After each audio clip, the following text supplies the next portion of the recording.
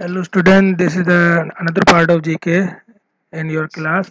So इस part में हम कुछ और टॉपिक्स के बारे में पढ़ेंगे.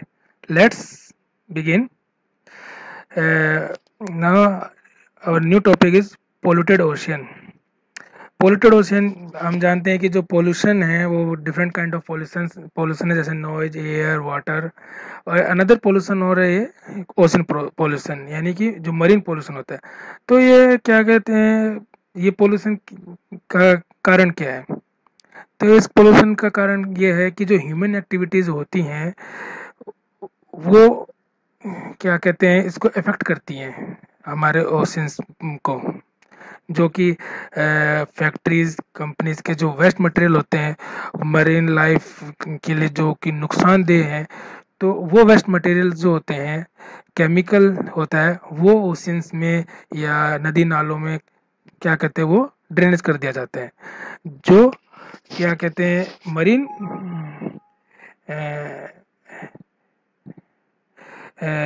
लाइफ है, जैसे कि टर्टल है या डिफरेंट काइंड ऑफ फिशेज हैं.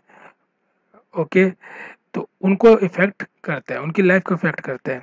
तो इम्पोर्टेंट है कि सबसे पहले कि एक तो हम जहाँ तक हो सके कि वेस्ट मटेरियल है समुद्री इलाकों पे वगैरह जहाँ पे हम घूमने जाते हैं वहाँ पे इन्हें डस्टबिन में ही डालें, ताकि वो बहकर पानी में ना जाए और मरीन लाइफ को नुकसान दे. तो इसमें हम देख सकते हैं कि कौन कौन से कारण है जो कि ओशन को पोल्यूट करते हैं, जैसे कि ऑयल इंडस्ट्री है. ओके, जो कि तेल अगर जब ओशंस में निकलता है तो हम तेल में हम जानते हैं कि जो तेल कंपनी है वो जो ओशंस में उसकी वो रिफाइनरी वगैरह सेटल होती है, जो मटेरियल होता है वो नुकसान करता है जब वहाँ से ड्रेनेज होता है. और हम फैक्ट्री का मटेरियल है, वेस्ट मटेरियल है, वो ड्रेनेज होता है, सीवेज होता है, जैसे सेकंड इमेज में दिखाई गई है, वो ओशन में जाता है तो वो उसको अफेक्ट करता है.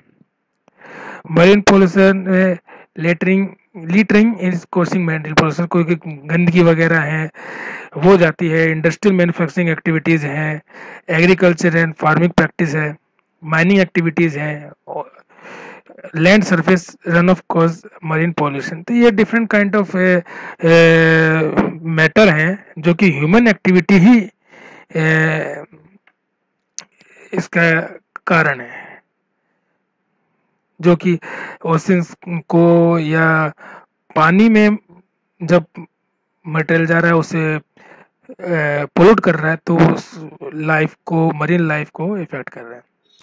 सो हम जहाँ तक हो इस चीज़ को, यानी कि मरीन लाइफ को बचाने के लिए सबसे मेन कारण सेफ जो वे है वो ये है कि उस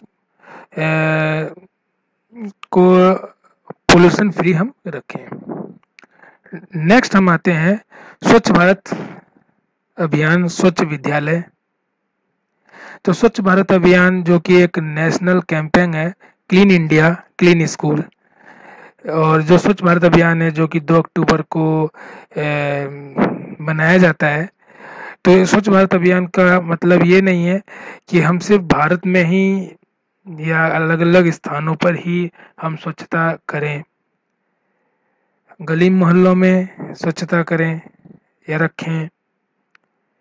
एक बहुत ही जो इंडिया में ही नहीं हर जगह एक बहुत ही एक जिसे हम विद्या का मंदिर कहते हैं, एजुकेशन टेम्पल जिसे हम स्कूल कहते हैं, वो एक ऐसी जगह है जहाँ पर क्या कहते हैं हमें स्वच्छता रखनी जरूरी होती है. क्योंकि स्कूल ऐसी जगह है जहाँ से स्टूडेंट अच्छी अच्छी बातें सीख के निकलता है और उन्हें ही आगे वो लाइफ में यूज करता है और अपने वो लाइफ में इम्प्रूवमेंट करता है.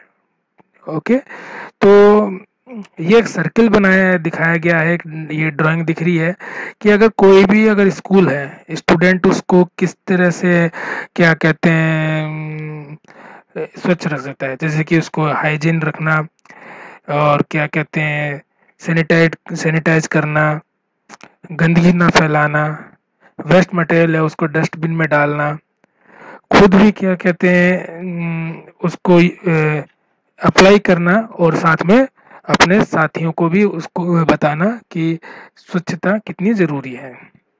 तो ये सिर्फ एक कैंपेन ही नहीं है, ये नेसेसरी पार्ट है जो कि क्या कहते हैं हमें अपनी स्टूडेंट लाइफ में ज़रूर अपनाना चाहिए। तो आप ये देख सकते हैं कि इसमें किस तरह से ये बताया गया है कि स्वच्छ विद्यालय हम कैसे रख सकते हैं। ओके, और ये सिर्फ रीडिंग के लिए स्टडी करने के लिए नहीं है, आप अपने स्कूल लाइफ में हैं तो आप अपनी स्कूल लाइफ में भी इसे यूज करें। नेक्स्ट आता है 5 R of waste management. Waste management means कि जो कि वेस्ट मटेरियल्स वगैरह होते हैं उसको मैनेज कैसे करना है। कुछ मटेरियल ऐसे होते हैं जिसको हम यूज कर सकते हैं, तो उसके लिए कुछ की फैक्टर्स बताए गए हैं। तो उसके जो 5 R's हैं वो इस चैप्टर में बताया गया है। तो वो 5 R's है: reduce, reuse, recycle, recover and residual. तो वन बाय वन टॉपिक हम देखते हैं कि कोई भी पॉसिबिलिटी हो तो वेस्ट प्रोडक्शन है उसे रिड्यूस करें, और रिड्यूस वेस्ट करने के लिए भी बहुत ही क्या कहते हैं तरीके बताए गए हैं इसके अंदर। जैसे कि उन्हें जो भी हम मटेरियल खरीद रहे हैं वो इस तरह का हो कि उससे वेस्ट है वो बहुत ही कम जनरेट हो। ओके, जैसे कि कागज़ के कैरी बैग होते हैं या जूट के कैरी बैग होते हैं, ये कुछ ऐसे हैं जो क्या कहते हैं रिड्यूस वेस्ट होते हैं। ठीक है, शॉपिंग करने जा रहे हैं तो हम पहले ही क्या कहते हैं उस के बारे में सोच लें कि हम साथ में कोई भी बैग वगैरह ले जाएं तो किस तरह का हो। ओके, और जैसे आज के टाइम में डिजिटल ही है तो पेपर वर्क कम है, तो डिजिटाइजेशन या डिजिटल वर्ड हम यूज़ कर रहे हैं आज के टाइम में। कहते जैसे मेलिंग करना तो हम ईमेल यूज़ करते हैं या कोई मैसेजिंग सर्विस यूज़ करते हैं, तो पेपर मेल आज के टाइम में बहुत ही कम होता जा रहा है। मिनिमम पैकिंग प्रोडक्ट हो, जैसे उसको हम क्या कहते हैं एट प्रेजेंट ही यूज कर लें, और प्लास्टिक बैग्स हैं उनको हम जहाँ तक हो इग्नोर करें, क्योंकि जो कि प्लास्टिक बैग्स होते हैं वो रीयूजेबल नहीं होते हैं एक और अगर उन्हें हम डिस्पोज भी करना चाहें तो वो डिस्पोज जल्दी से नहीं होते हैं, और उनको अगर हम डस्टबिन में फेंकते हैं या बाहर कचरे में फेंकते हैं तो जानवर होते हैं वो उन्हें खाते हैं, उनको हम तो उनको वो नुकसान करते हैं। सेकंड पॉइंट है रीयूज। ये रीयूज का मतलब है कि इस तरह का आइटम हमें नहीं फेंकने चाहिए या इस तरह के आइटम हमें यूज करने चाहिए जो रीयूजेबल हो। क्यों? क्योंकि अगर वो रीयूजेबल होगा तो वो उसको हम बार बार यूज कर सकते हैं, तो उससे हमारा टाइम भी बच सकता है, उससे हमारा मनी भी बच सकती है। और जैसे रिचार्जेबल बैटरी हम यूज कर सकते हैं 4 आइटम के लिए अगर हम ये, और रीयूजेबल ओल्ड जैसे कुछ पुराने कपड़े जैसे इनमें टॉपिक्स दिए हुए हैं ओल्ड क्लॉथ जैसे पुराने कपड़े हैं उन्हें ना फेंकने के बजाय उनसे हम कुछ जैसे बैग वगैरह कुशन कवर या टेबल सोफ़ा कवर वो उन्हें यूज में ले सकते हैं, बना सकते हैं। और क्या कहते हैं ग्लास बोटल्स हैं, इन्वेलप है या प्लास्टिक बैग हैं, उनको हम ऐसे यूज़ कर सकते हैं रीयूजेबल में, जो कि वो घर में काम आ सके। जैसे कि डस्टबिन हमने बना लिया प्लास्टिक बैग्स का, बिन बैग्स होते हैं जिन्हें कहते हैं, लेबल कवर्स।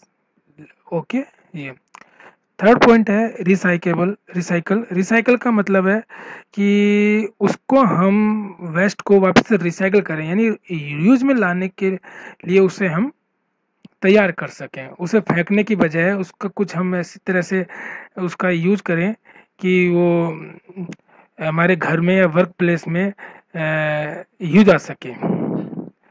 सो कोई भी चीज़ हो जिसे हम रिपेयर कर सकते हैं या रीयूज कर सकते हैं वापस से, तो उसे हमें नहीं फेंकना चाहिए। ओके। और नेक्स्ट हम आते हैं रिकवर।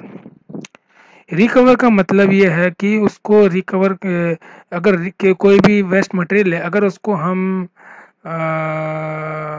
उसको रीयूज नहीं कर सकते, रिड्यूस नहीं कर सकते, रिसाइकल नहीं कर सकते, तो उसको हम रिकवर कर सकते हैं। ठीक है, जैसे कि कोई फ्यूल ऑयल है या जनरेटिंग बायोगैस है जो कि स्वीडन ने उसे रिकवर करा है वो वेस्ट और ट्रेस से। ओके, कुछ ऐसी चीज़ें होती हैं। और रेसिड्यूल जो है, रेसिड्यूल यानी इस तरह के जो वेस्ट मटेरियल जो इको फ्रेंडली हों, लाइफ स्टाइल गुड्स हों, जो हैंकरचीफ हैं या टिश्यूज़ पेपर हैं, उनको हम यूज कर सकते हैं, रेसिड्यूल कर सकते हैं।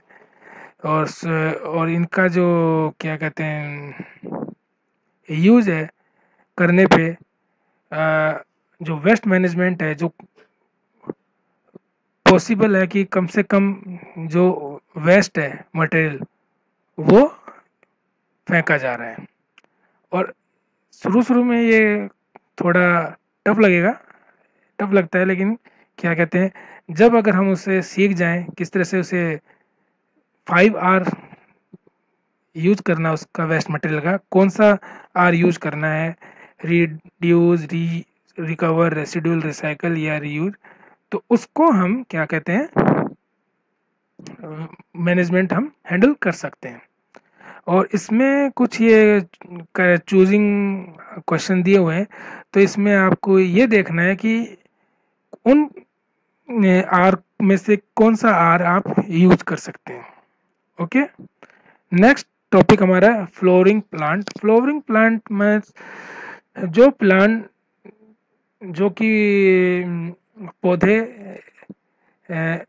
फूल देते हैं, फूल हैं, फल हैं या बीज, ये प्लांट्स कुछ वैसे होते हैं जो सिर्फ डेकोरेशन के लिए होते हैं, और कुछ प्लांट ऐसे होते हैं जो फल, फूल, बीज सब कुछ देते हैं, और सबको ही क्या कहते हैं प्लांट्स अच्छे लगते हैं, कलरफुल फ्लावर्स अच्छे लगते हैं।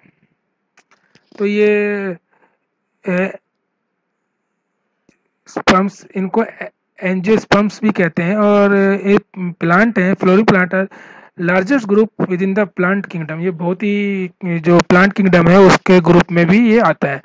ये लगभग 2,60,000 स्पीसीज हैं फ्लोरिंग प्लांट के। अबाउट 90% स्पीसीज आर आइडेंटिफाई, जिसमें से 90% तो स्पेसिफाई की गई स्पीसीज हैं। तो हम स्टार्ट करते हैं इसमें कि पहला है एक्वाटिक प्लांट। एक्वाटिक प्लांट इसको हाइड्रोफिट्स कहते हैं, हाइड्रोफाइट्स या एक्वाटिक मैक्रोफाइट्स कहते हैं। ये वाटर के अंदर ही रहता है जिस तरह के इन, और इसका जो इकोसिस्टम है, aquatic plants food and habitat for animal living in the sea and prevent shoreline, ponds and lake from erosion by providing soil stability। तो ये क्या कहते हैं फूड में, लेक में या सी में, ये कहीं पे भी ये रह सकते हैं, और ये क्या कहते हैं फूल देते हैं और सोइल स्टेबिलिटी भी प्रोवाइड कराते हैं ताकि ये इरोजन ना हो सोइल का। नेक्स्ट आता है antelope Bush. Antelope Bush shrub जो कि वेरी डीप रूटेड होती हैं, वाइड इको टिपिक वेरिएशन होता है इसका, और ये 2 to 6 feet in height and up to 8 feet in width. ये 2 से 6 फीट तो हाइट में ऊंचा और 8 फीट के लगभग ये विड्थ में होता है। और वेज शेप 3 लोब लीव्स, तो इसके 3 लोब लीव्स होते हैं, यानी इस तरह का डिजाइन होता है इसका। कलर में ये वेरी करते हैं, grey green to bright green. जो ग्रे ग्रीन कलर है इसका वो ब्राइट ग्रीन में ये वेरी करते हैं। और कुछ इनकी ब्रांचेस होती है सोयल के पास। And flower bloom in the late spring to early summer. जो अर्ली समर या स्प्रिंग आता है उस टाइम ये ब्लूम करते हैं। एकोनाइट, एकोनाइट होते हैं one of the first bulb, जैसे कि इसमें पिक्चर में देख सकते हैं, ये स्प्रिंग में ब्लूम करते हैं and known for their cheerful yellow colour. और ये क्या कहते हैं, येलो कलर के कारण ये बहुत ही चीयरफुल लगते हैं, बहुत अच्छे लगते हैं। और एग्रेटम नेक्स्ट है, इट कम इन, ये ब्लू पिंक और वाइट ब्लूम, यानी ब्लू पिंक और वाइट में ये नज़र आते हैं, खिलते हैं फूल, और लंबे होते हैं, और cutting and displaying in your home. और ये कटिंग और डिस्प्ले घर में भी हम इन्हें लगा सकते हैं। Dwarf bedding variant are best kept in the garden. और ये जो हाइट में जो छोटे होते हैं ड्वार्फ में, ड्वार्फ वेरिएशन में जो होता है, वैरायटी होती है इनके, उनको हम अपने गार्डन में भी लगा सकते हैं। Basket of gold, basket of gold यानी कि सोने की टोकरी, with bright yellow low growing flower, no wonder where the basket of gold got its name from. तो ये जैसे कि ये इसमें देख सकते हैं, ये इस तरह से है, इसलिए इसको बास्केट ऑफ गोल्ड नाम से भी जाना जाता है। येलो है, लो है, ग्रोइंग फ्लावर है, short height and golden colour, this make for a perfect addition to the rock garden और जेरीस्केप। तो क्या कहते हैं, ये इस कारण जाने जाते हैं। सो स्टूडेंट, ये तो अनदर पार्ट था आपका जीके का। The next part will be discuss in next class. Okay, have a nice day.